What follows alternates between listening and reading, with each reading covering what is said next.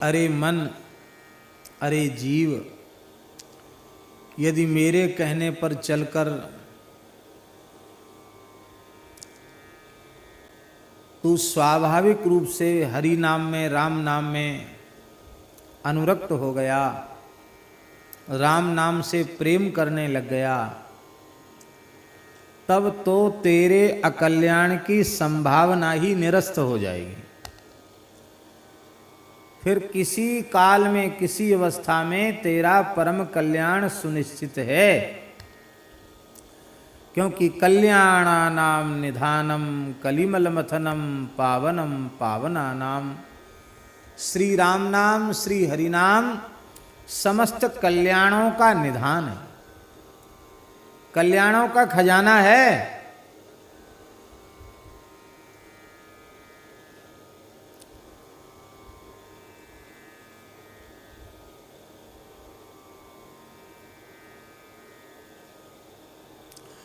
भयंकर सर्दी में कोई व्यक्ति ठिठुर रहा हो, कैसी सर्दी? जैसी सर्दी की चर्चा आज प्रातःकाल प्रार्थना के बाद सत्संग में स्वामी जी ने की। गंगा स्नान का बड़ा महत्व है। माघ महीना में ऋषिकेश में गंगा जी नहाने वाले लोग भी हैं, लेकिन वो बर्फीला एकदम पानी और माघ का महीना, और गंगा जी में गोता लगाते ही हाथ पांव सब शून्य हो जाते हैं, कपड़ा भी निचोड़ते पकड़ते बनता नहीं है, हाथ हरे नीले पड़ जाते ठंड के कारण। तो वह जो अत्यंत शीत से व्यथित है, उसको खूब सुंदर प्रज्वलित अग्नि सेकने के लिए, तापने के लिए मिल जाए तो उसको शांति आ जाती है।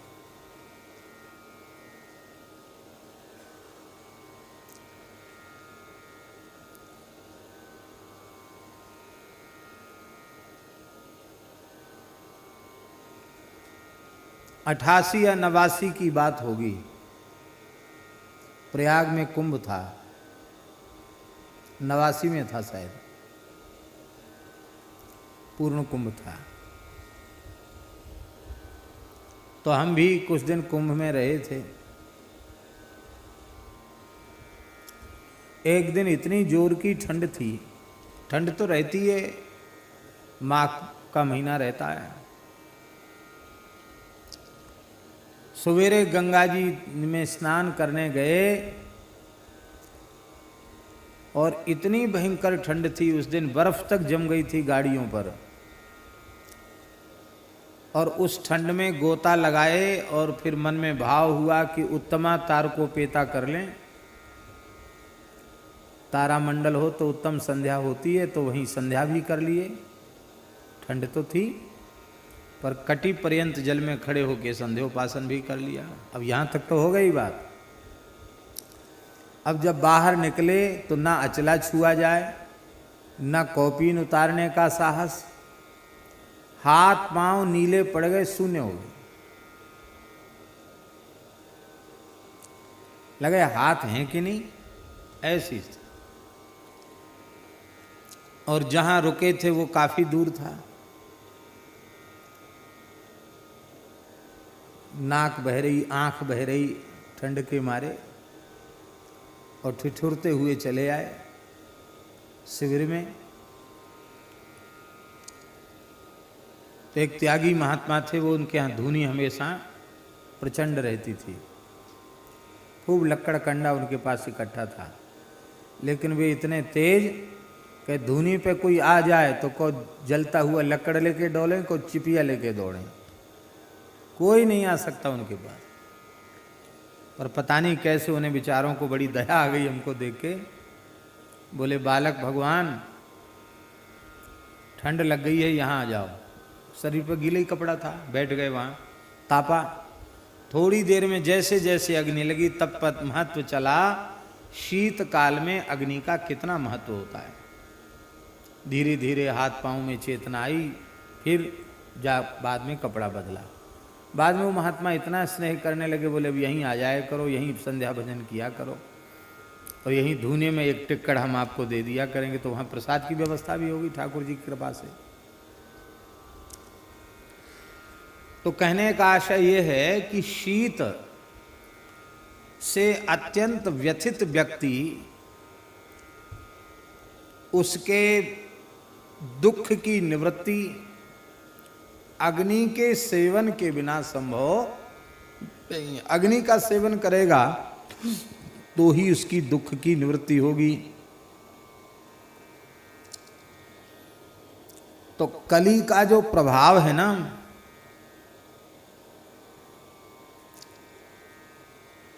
वो इतना भयंकर है। अपने कटक के सहित, अपनी सेना के सहित जब ये चढ़ाई करता है ना, तो उस समय कोई भी साधन इस जीव के काम नहीं आता।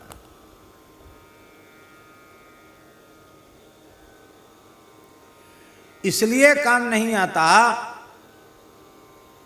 कि नारद जी का पद्म पुराण में वचन है, कली दावा नले नाद्य साधनम भस्मतांगतम। कली के प्रचंड दावानल में ये साधन समुदाय भस्म हो गया, सूखे जंगल के समान भस्म हो गया।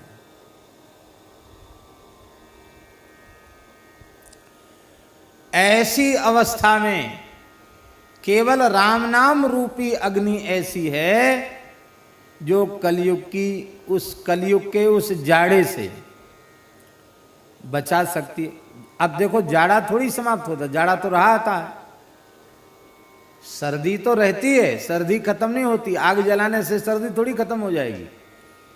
पर जो अग्नि का सेवन करेगा, अग्नि के निकट बैठेगा, उसका शीत अवश्य निवृत्त हो जाएगा। इसी तरह से हम आप कलयुग नहीं बदल सकते, पर राम नाम रूपी अग्नि का सेवन करेंगे तो कलयुग का जाड़ा प्रभाव करेगा नहीं। जो अग्नि के पास बैठेगा उसको जाड़ा नहीं लगेगा। हरिनाम के आश्रय में जो रहेगा उसके ऊपर कली का प्रभाव पड़ेगा नहीं। एक दो महापुरुष ऐसे हुए हैं।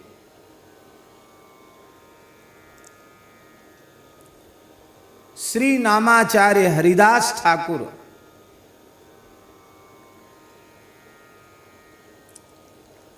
जिनकी नाम निष्ठा कैसी अनुपम अद्भुत थी, श्रीमन महाप्रभु जी का उन्हें कितना अनुग्रह प्राप्त था।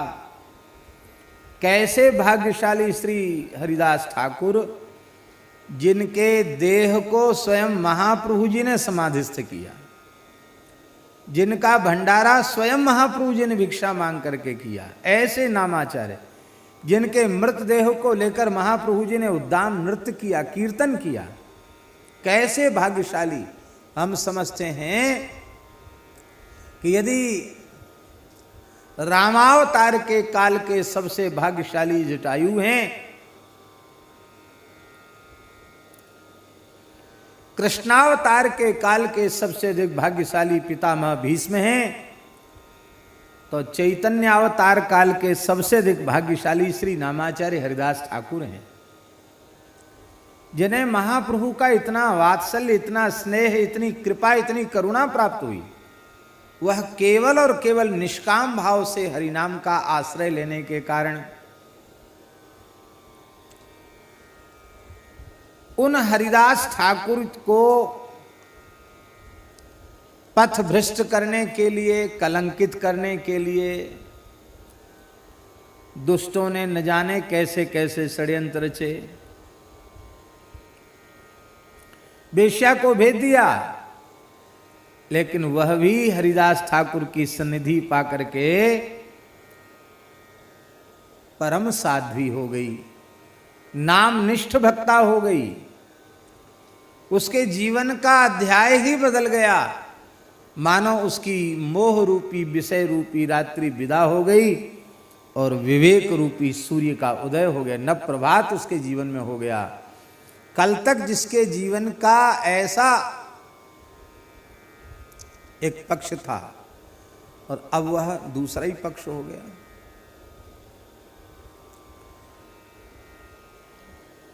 यही बात गोस्वामी जी ने कही, चहु जुग चहु श्रुति नाम प्रभाव। कली में बोले कली विशेष नहीं आन पाऊ। कलयुग में विशेष इसलिए है कि नाम को छोड़ करके दूसरा कोई उपाय तो बहुत हैं, पर युग की भयंकरता के कारण सारे उपाय किसी न किसी दोष से ग्रसित हो गए हैं। सबके ऊपर कलयुग का प्रभाव पड़ गया। केवल और केवल राम नाम, हरि नाम, कृष्ण नाम, गोविंद नाम ऐसा है, चाहे जैसा भयंकर कलयुग आ जाए, भगवान नाम पर प्रभाव नहीं पड़ सकता। वो तो विशुद्ध ही रहेगा, विशुद्ध ही है।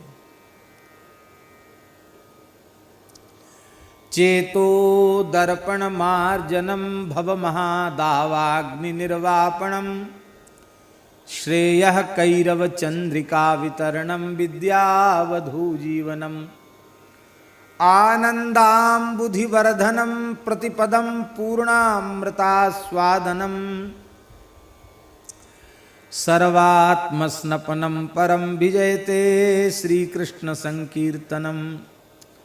तो कलयुग राम नाम के प्रभाव से, डर से भाग जाएगा। और क्या होगा? बोले राम नाम के प्रभाव से आप में पात्रता नहीं है, योग्यता बिल्कुल नहीं है, पढ़े लिखे ही नहीं, समझ ही नहीं है।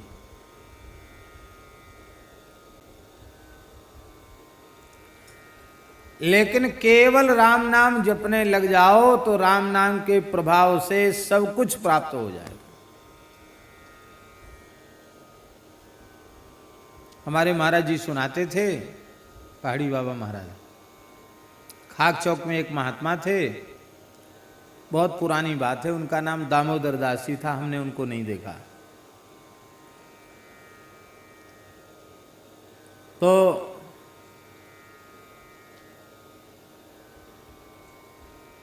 बहुत लंबे समय तक खाक चौक रहे वो। ठाकुर जी की रसोई बहुत अच्छी बनाते थे। हमारे यहाँ खाक चौक की महाराज जी के समय मर्यादा बहुत ज़्यादा थी। रसोई में साधु तो होना ही चाहिए, विप्र कुलोत्पन्न भी होना चाहिए, दूसरे व्यक्ति का प्रवेश नहीं। लोग कहते महाराज जी ऐसी बात मानते हैं, भेद मानते हैं, ऐसा लोग कहने वाले कहो, पर वो कहते नहीं, रसोई पूजा में हमारे यहाँ मर्यादा नहीं होगी। कुआं के जल से सारी रसोई बनती थी, कपड़ा से छान कर जल का प्रयोग, पुराने संत थे। तो भंडारा था, भंडारे में ब्रजवासी हलवाई पक्की रसोई बनाने आते थे। उनका भी बड़ा नियम था महाराज, वो खूब घर से नहा के आए हैं, पर खाक चौक में आके उनको कुआं के पानी से नहाना पड़ेगा, चाहे ठंड हो चाहे कुछ हो। फिर कोरा कपड़ा महाराज देते, कोरी साफी, बंगाली साफी आती वो लाल सरंग की चौकड़ी वाली, एक साफी पहन लो, एक साफी ओढ़ लो, कमर में बांध लो, कोरा कपड़ा पहन के रसोई बनानी पड़ेगी। और रसोई से बाहर निकल गए फिर नहाओ। तो वो गिने चुने ब्रजवासी थे जो बाबा के यहाँ रसोई बनाने आते, पर रसोई बहुत सुंदर बनती थी। तो दामोदर दास जी रसोई बनाते। एक दिन भंडारा था, तो जिस दिन भंडारा होता उस दिन रसोइयों को छुट्टी होती। तो वो बैठे थे मंदिर के द्वार पर और माला फेर रहे थे, जगमोहन में बैठ के हजारा माला फेर रहे थे। महाराज जी ने पूछा, दामोदर दास? हाँ महाराज। देख घड़ी में कितना बज गया? बड़ी घड़ी थी पुरानी, कितना बज गया? वे ऐसे महात्मा थे कि हम समझते हैं 35-40 साल लगातार एक आसन से रह गए वो वहाँ। उन्होंने अब तक घड़ी कैसी होती है, घड़ी में कैसे बजता है, आज तक सोचने का सोचे ही नहीं उन्होंने। अब महाराज जी ने आज नई बात पूछ दी, दामोदर दास देख घड़ी में कितना बज गया। बूढ़े थे, ऐसे हाथ करके बोले, हो महाराज हो नाव जानत, देहाती भाषा बोलते थे, हो नाव जानत महाराज, छोटी सुई बड़े सुई से 4 अंगुल दूर है, अब हिसाब आप लगा लो। छोटी सुई से बड़ी सुई 4 अंगुल दूर है, आप हिसाब लगा लो।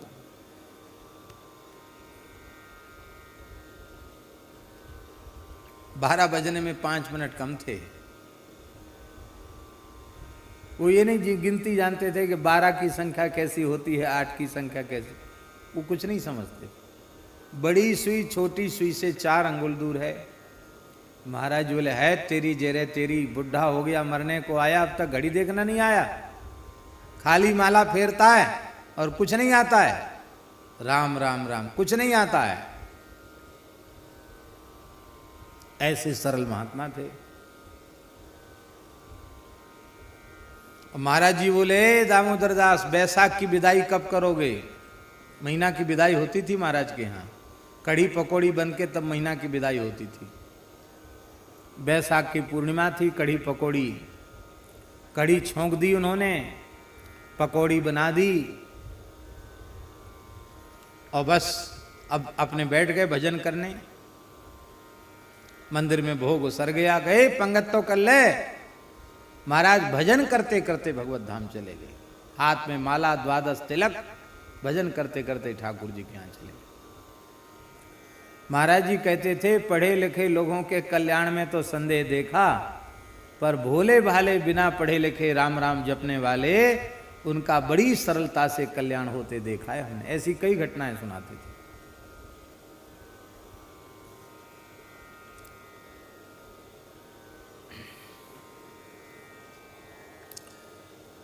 कुछ नहीं जानता है, केवल और केवल श्री राम नाम को जानता है, तो राम नाम के प्रभाव से वैराग्य भी अपने आप प्रकट हो जाएगा, योग भी प्रकट हो जाएगा, जप तप आदि सारे सद्गुण अपने आप जागृत हो उठेंगे। इतना ही नहीं,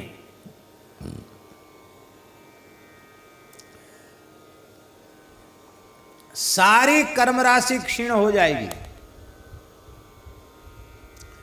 विधाता ने जो उल्टा पलटा कुछ तेरे कपाल पर लिख दिया है, और राम नाम के प्रभाव से अनुकूल फल देने की सामर्थ्य तो विधाता की लिपि में रही आवेगी, लेकिन जो प्रतिकूल कुछ लिख दिया है विधाता ने ललाट पर, वो प्रतिकूल फल देने की सामर्थ्य विधाता की लिपि में भी नहीं रह जाएगी।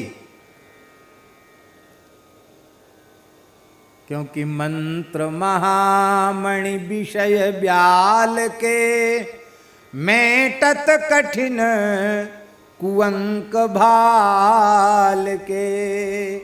भाग्य की लिपि ही भगवान नाम जप से बदल जाती है।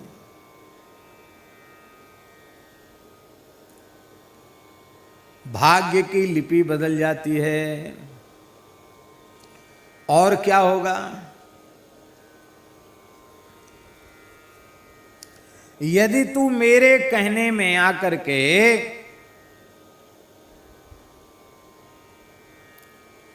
राम नाम का स्नेह पूर्वक जप करेगा, तब तुझे अमृतमय राम नाम का लड्डू झिककर खाने को मिलेगा। लडुआ मिलेगा जीवने को।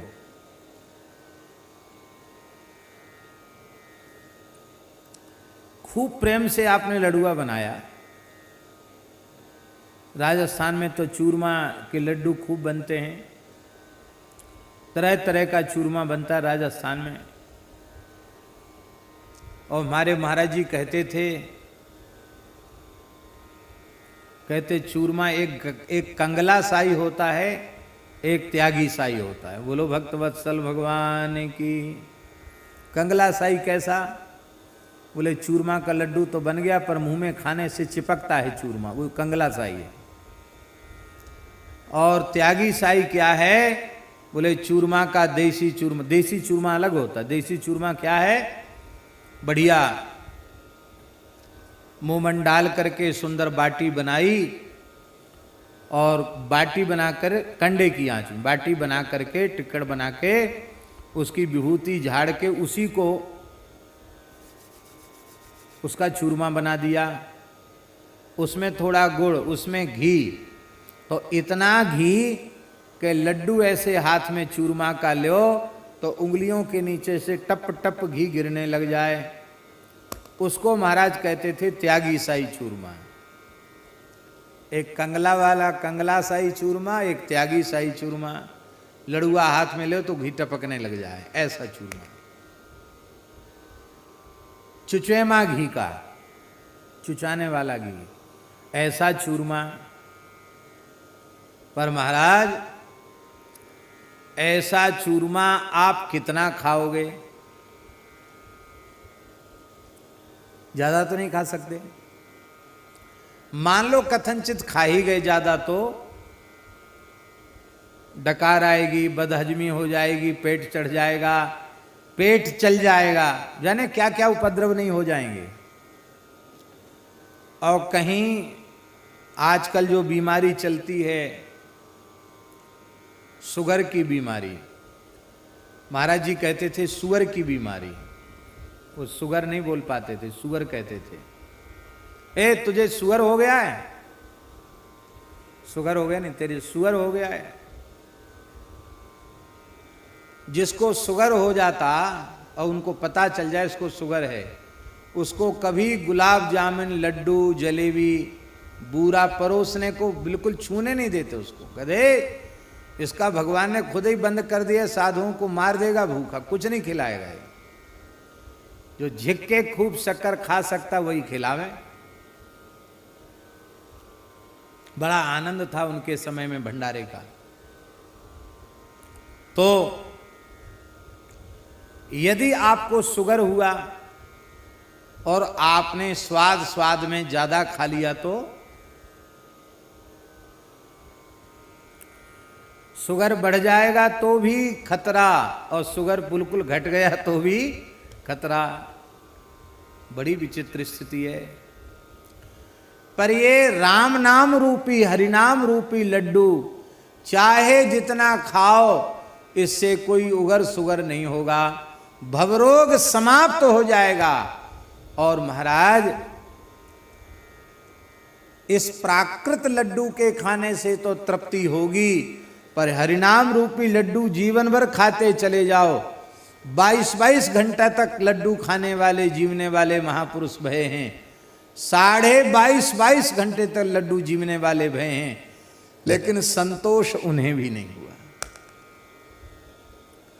संत श्री दादू दयाल जी के संबंध में हमने सुना है कि 1 खरब राम नाम का जप किया था उन्होंने। कितना? आजकल के लोग विश्वास ही नहीं करेंगे। 100 करोड़ का 1 अरब और 100 अरब का 1 खरब, यही है ना? 1 खरब राम नाम का जप किया था। कल्पना, कपोल कल्पित बात नहीं है, सच्ची बात है। और जब संत श्री दादू दयाल जी भगवत धाम जाने लगे तो दादू दयाल जी रोने लगे, उनके नेत्रों से आंसू बहने लगे। उनके साधकों ने, शिष्यों ने पूछा, महाराज आपने जीवन भर राम नाम का जप किया है और आप तो महान त्यागी, तपस्वी, विरक्त, जीवन मुक्त महापुरुष हैं, ब्रह्मस्वरूप हो चुके हैं। आपका कहीं भी शरीर संसार में राग नहीं है, न शरीर में अहमता है और न संसार के प्रति आपकी ममता है। फिर आप मृत्यु के क्षण में क्यों रो रहे हो? मृत्यु के क्षण में रोना उनको पड़ता जिनकी शरीर में अहमता है, संसार में ममता है। आप क्यों रो रहे हो? बोले हमें एक भारी दुख है, उसके कारण हम रो रहे हैं। कौन सा दुख है? संत दादू दयाल जी ने कहा, देह हवाले हो रही, होश रही मन माही, दादू जैसा नाम था वैसा लीना नाही। देह तो पंच तत्वों में मिलने वाली है, पर हमारे मन में एक ही बात की होश रहेगी, हम भजन नहीं कर पाए। जैसा नाम था वैसा नाम हमने नहीं लिया, ऐसे ही समय हमारा नष्ट हो गया, भजन से संतोष नहीं हुआ, इसलिए रो रहे।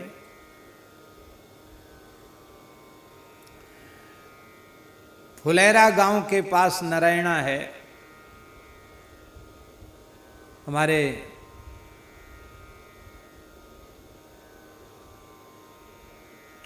एसडीएम जी जहाँ के हैं, तो हम वहाँ नारायणा गांव गए, दादू दयाल जी का स्थान। तो उस कोठरी में, जिस कोठरी में दादू दयाल जी भजन करते थे, कितनी बड़ी कोठरी है महाराज,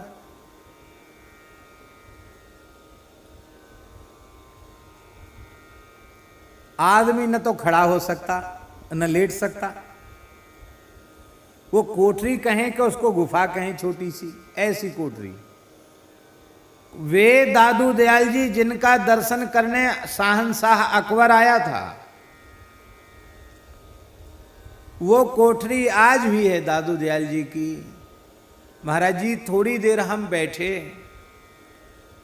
400-500 वर्ष हो गया, लेकिन आज भी उस कोठरी में आप शांति से बैठ जाइए गुफा में, तो लगेगा कि यहाँ के कण कण से राम नाम प्रकट हो रहा है। आप थोड़ा अंतर्मुख होकर बैठ जाइए, चित्त की वृत्ति स्वाभाविक रूप से शांत हो जाती है, स्वाभाविक रूप से नाम में मन लगने लग जाता है। ये क्या है? ये जिस स्थान पर संत ने बैठकर राम नाम किया, उस स्थान का प्रभाव, उनके द्वारा किए गए भजन का प्रभाव उस स्थान में आज तक व्याप्त है। रोम रोम से भगवान नाम प्रकट होने लग जाता है। कल जिन संत का हम दर्शन करने गए थे, श्री दुधिया बाबा, उन्होंने एक महान संत का, कई संतों का स्मरण किया। उनमें उन्होंने एक राधे श्याम बाबा का स्मरण किया, झाड़करी जंगल का स्मरण किया, राधे श्याम बाबा का स्मरण किया। उन्होंने श्री राधे श्याम बाबा ने झाड़करी के जंगल में 56 वर्ष, महाराज जी 1 वर्ष 2 वर्ष नहीं, कितने वर्ष, 56 वर्ष झाड़करी के जंगल में एक स्थान पर एक जगह रह करके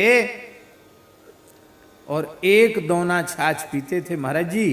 24 घंटे में एक दोना छाछ और इतना सा गुड़, बस ये ही आहार था और कोई आहार नहीं था। 56 वर्ष तक उन्होंने नाम जप किया। कितने वर्ष तक, कितनी संख्या में किया? 1 अरब महामंत्र का जप किया, 1 अरब की संख्या में। और वो उनकी गिनती भी अलग ही थी। हरे राम राम राम हरे हरे, हरे कृष्ण कृष्ण कृष्ण हरे हरे, इसको 16 गिनती नहीं किया उन्होंने, 1। हरे राम राम राम हरे हरे, हरे कृष्ण कृष्ण कृष्ण हरे हरे, 1। इस प्रकार की गिनती से 1 अरब महामंत्र का जप किया। कल बाबा कह रहे थे कि आज भी वहां शुद्धात्मा से कोई छाछ लेता है और छाछ भोग लगाता है, तो आज वह कदम के पत्तों में दोना आ जाते हैं। उन्होंने एक बार मन में मनोरथ किया राधे श्याम बाबा ने कि ठाकुर जी के लिए कदम के पत्ते के दोना बन जाते थे और उनमें ठाकुर जी छाछ पीते थे।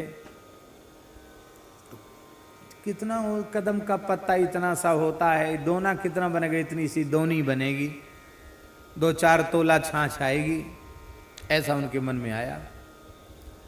तो महाराज जो भजन कर रहे थे, उन्होंने देखा पेड़ के ऊपर, तो कदम्ब के पत्ते में इतने बड़े बड़े दोना थे कि एक एक पत्ते का एक दोना, अपने आप बना हुआ, प्राकृतिक रूप से बना हुआ दोना, जिसमें 3 पाव तक छाछ आ जाए।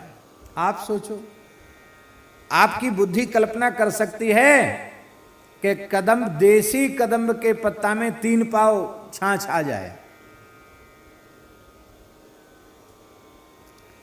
वे राधे श्याम बाबा जिनको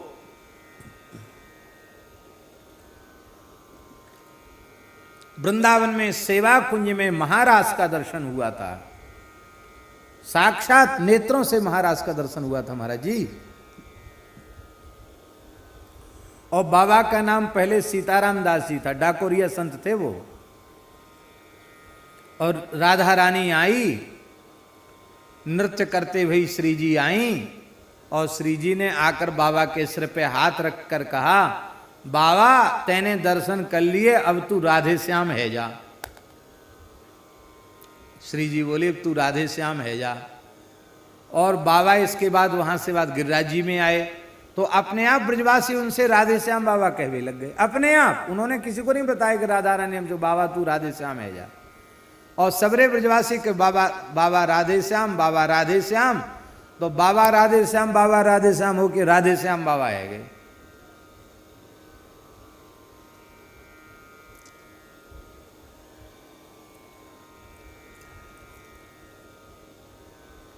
इस लड्डू के खाने से कभी तृप्ति होने वाली नहीं है। कोई रोग आदि व्याधि शरीर में बढ़ जाएगी ऐसा नहीं। इसकी मिठास शुगर बढ़ाने वाली नहीं है। राम नाम रूपी लड्डू, ये तो महाराज भवरोग रूपी महाव्याधि का समन करने वाला ये मोदक है। हमारे यहाँ साधुओं में पंगत में जो सिया हरि नारायण गोविंदे बोलते हैं, उसमें तरह तरह के कीर्तन हैं। उसमें एक ये भी है, राम नाम लड्डू गोपाल नाम खीर, हरि को नाम मिश्री आए घोर घोर पी, सिया हरि नारायण गोविंद भज रामा कृष्णा गोविंद। लो भाई, राम नाम लड्डू गोपाल नाम खीर और हरि को नाम मिश्री आए घोर घोर पी। सारी मिठाई भगवान नाम में। यही बात इस पद में गोस्वामी जी कह रहे हैं। बोले राम नाम रूपी लड्डू को प्रेमामृत में, प्रेमामृत रूपी चीनी में पाग करके, राम नाम रूपी लड्डू को प्रेमामृत रूपी शक्कर में पाग करके तू खाएगा तो सदा सदा के लिए तुझे संतोष हो जाएगा। फिर तुझे इन देह गेह में आसक्त विषयी पुरुषों के द्वार पर अन्न धन द्रव्य दक्षिणा इसके लालच को लेकर गृहस्थियों के द्वारों पर भटकना नहीं पड़ेगा। फिर तुझे परम संतोष प्राप्त हो जाएगा। और अंतिम में तो कहते हैं कि कल्प वृक्ष के नीचे जाकर मांगना पड़ेगा, पर राम नाम रूपी कल्प वृक्ष की छाया में बैठ जाओगे, बिना चाहे, बिना मांगे, बिना कहे, बिना किए सब कुछ हो जाएगा। और तेरा परमार्थ भी सिद्ध हो जाएगा। तेरा परमार्थ तो सिद्ध हो ही जाएगा, तेरे स्वार्थ सिद्धि में भी किसी प्रकार की कमी नहीं रह जाएगी।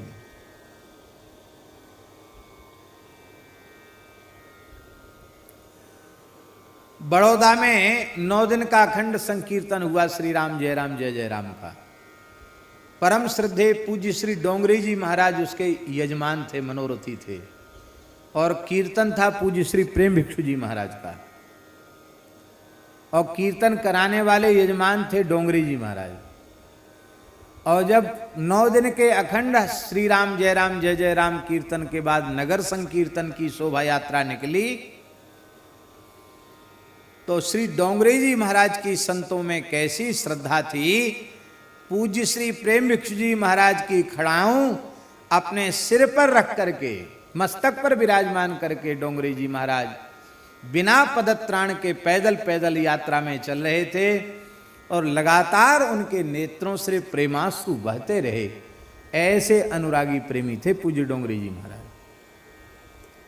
और श्री प्रेम भिक्षु जी महाराज वो तो बड़े दैन्य भाव से भावित महापुरुष थे, लेकिन उनके लिए हाथी मंगाया। हाथी, उनको हाथी पर बिठाया। बोले महाराज आपको तो हाथी पर बैठना पड़ेगा। पीछे पड़ के आग्रह पूर्वक उनको हाथी पर बिठा दिया। तो जिनको हाथी पर बिठा दिया प्रेम भिक्षु जी महाराज, उनके नेत्रों में भी प्रेमाश्रु बह रहे थे। महाराज जी आप इतने भावुक क्यों हो रहे हैं? तो आपने हाथ जोड़कर कहा, हों तो सदा, गोस्वामी तुलसीदास जी की एक पंक्ति कही, हों तो सदा खर को असवार, तेरे ही नाम गयंद चढ़ायो। हम तो सदा से गधे पर बैठने लायक थे, पर धन्य है श्री राम नाम महाराज, आज हमारे जैसे एक अति तुच्छ प्राणी को हाथी पर बिठा दिया। हमारे कहने का आशय ये है कि आप कुछ भी न चाहो तो संसार की सर्वोच्च वस्तु बिना चाहे, बिना मांगे, बिना उद्यम के तुम्हें बिना चाहे मिल जाएगी। चलो एक और उदाहरण दे देते हैं। कल श्री स्वामी नवल राम जी महाराज ने एक बात हमको बताई, बड़ी अच्छी लगी। उन्होंने बताया कि परम श्रद्धेय स्वामी श्री राम सुखदास जी महाराज, उन्होंने अपने गुरु जी महाराज का जो परम पद प्रयाण हुआ, राम धाम गमन हुआ, तो राम धाम गमन के बाद उन्होंने उनका बड़ा विशाल भंडारा किया। जैसे उत्सव होता है, वैकुंठी उत्सव सब बनाया, और इतनी उदारता पूर्वक उत्सव किया कि उसमें कर्ज हो गया। गुरु जी के उत्सव में उनको कर्ज हो गया, तो कर्ज पटाने के लिए कथा बाँच कर कर्ज भी पटाया, कथा कह करके, और फिर सब स्थान और जो कुछ था अपने गुरु भाइयों को दे करके उसके बाद से निश्चय कर लिया 1 इंच भूमि कहीं खरीदना नहीं, अपने लिए एक भूस की झोपड़ी भी बनाना नहीं, पैसा छूना नहीं, पैसा रखना नहीं, कंचन कामनी के संपर्क मात्र का सर्वथा त्याग। और जीवन की अंतिम श्वास तक उस वैराग्यपूर्ण रहने का निर्वाह किया।